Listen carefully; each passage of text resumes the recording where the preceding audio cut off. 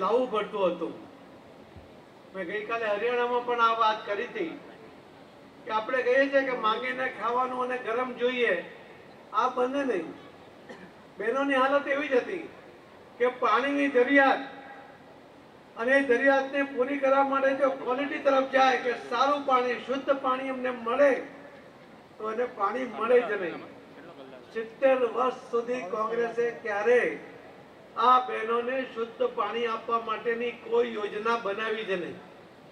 માનનીય પ્રધાનમંત્રી શ્રી નરેન્દ્રભાઈ મોદી સાહેબે આ બહેનોની તકલીફને સમજી દૂર સુધી બહેનોએ ચાલતા જવું પડે, માથા પર બેડા ઊંચકીને લાવવી પડે, બોજ વહન કરવો પડે, પાણીની ક્વોલિટી ખરાબ હોય તો ગાળી નાખે, ગરમ કરી લે અને ચલાવી લે, એ પ્રકારની વ્યવસ્થામાં હતા।